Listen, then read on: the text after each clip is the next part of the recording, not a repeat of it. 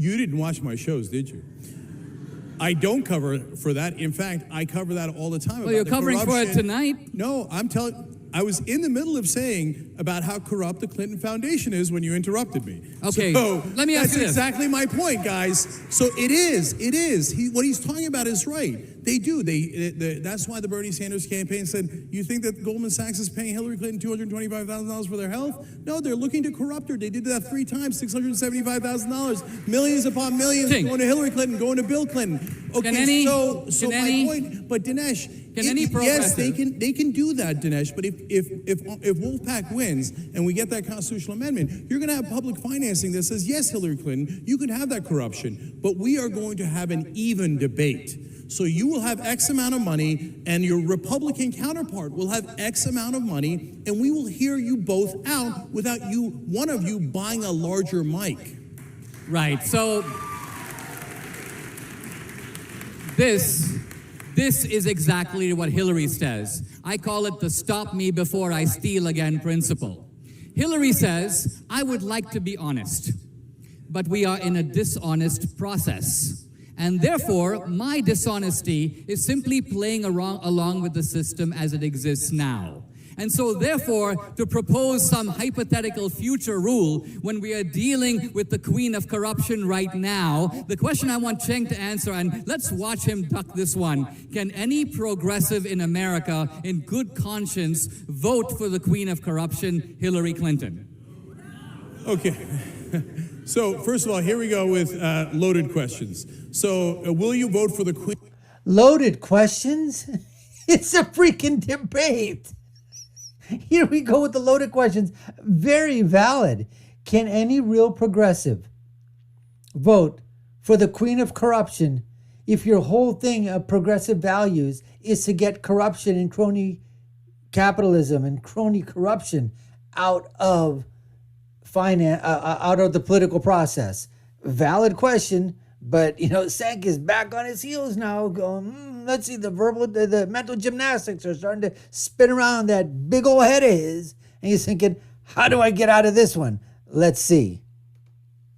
Queen of corruption. I can't tell if that question is loaded. When did you stop beating your wife? That's one of those questions. Although, if you go into your divorce records, all right. So she's not the queen of corruption. This is what I mean by covering for her. She's not the queen of corruption. No. So I'm going to tell you, look, when you get the general election day, and I get a ton of criticism from Democrats for this, general election day is the least relevant day. Primaries are more important. Fixing the system is more important. Getting a constitutional amendment to get money out of politics is more important. But when you give me a person who I think is systemically corrupt and a monster who is racist, bigoted, and has no earthly idea what the economy is about and might crash the entire global economy, and then if I vote for the person who's systemically corrupt, you go, ha ha, I got you. No, you didn't get me. Here's what he said. Remember, this is prior to the election, folks. Prior to the election. And this was Cenk the Cenk, right? They're head of a huge social media company, multi-million-dollar social media company. And his punditry, his instincts, right? His journalistic aptitude was to say that if it's a difference between somebody who's corrupt, well, that's a whole lot better than somebody who's a monster, who has no idea what business is about, has no idea about making money, has no idea about how businesses work, has no idea about capitalism. A multi-billionaire, by the way, Donald Trump. This is before the election, and who's going to absolutely crash the economy of the United States and the world economy. Oh, then of course, I got to pick Hillary Clinton. This is the guy. This is the guy, folks, that is debating right now and is telling you to listen to him, because all of his prognostications, all his punditry, all that valuable information, all that progressivism was telling him all of this, that this is what was going to happen. And what happened? The complete freaking opposite, folks. The complete freaking opposite.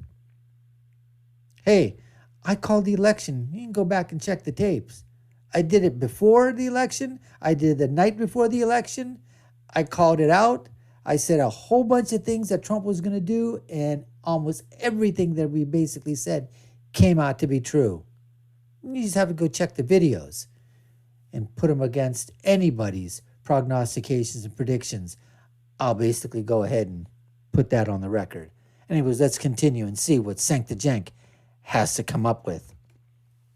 Nominated a monster. It's your fault, not my fault. Let me, we're coming to the close of our time here, so I've one last question. Can I just get him on the record in the same way, but without it being loaded? Are you for getting money out of politics? I would like to see politics. Look, to me, the problem with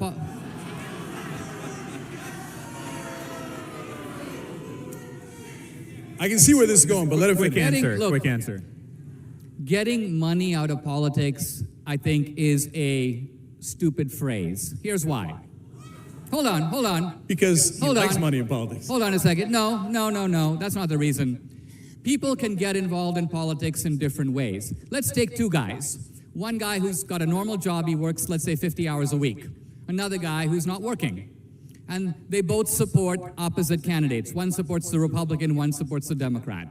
Now, the guy who's not working goes, I'll volunteer for 8 hours and will work for my candidate.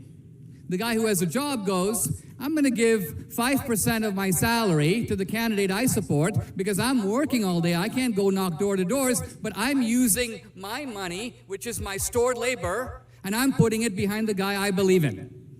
Cenk goes, the second guy who's using his money is a corrupt crook. We got to get him out of politics and leave the unemployed guy who's got all the free time. To me, that's not democracy. That's not democracy. So that's a way of saying liberals are bums who don't work. No, that's no, a way. I And didn't- then secondly I wasn't going saying, there. oh, it's just a plumber giving 5% of his salary. He's working really hard. Ignore the Koch brothers putting $900 million into this campaign. So let me just pivot to the last. So anyways, we just got to finish that thing up here. Basically, Dinesh is making a...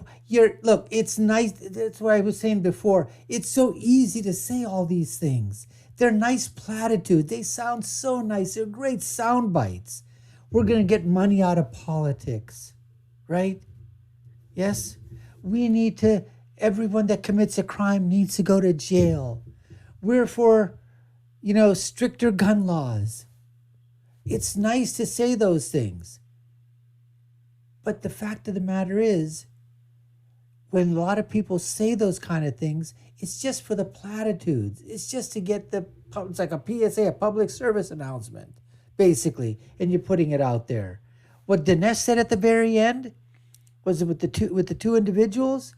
Why you want to get money out of politics? That means you're depriving me of my constitutional right, my right to give money to a candidate. You've already put that in place. If you know what, and then he goes out with the Cobra, multi-millions. So that's the way the game is played now. You can't get rid of that. What are you going to say? You're going to say the Koch brothers that you can't give your multi-millions? But you can just give, now, I guess you could probably say is that regardless of what that is, but there's always going to be a way that people are they're going to find a way to get around these laws. People are smart. Attorneys and lawyers are smart. They're resourceful. They're going to figure out a way. If you put a cap on it, they're going to figure out a way to get it around. There's no ifs, ands, or buts about it. It's great they get money out of politics. How much more can we say that thing? Anyways, folks, we appreciate you taking the time to watch. You've been watching the Dr. Nasir Shaikh Show. I've been your host. My name is Dr. Nasir. If you haven't done so already, subscribe to the channel, hit that notification bell, like, share, and follow us. Let us know what you think below in the comments. And my final thought is, when you're right, you're right. And when you're left, you're wrong. We'll see you again next time, folks. Take care and stay safe.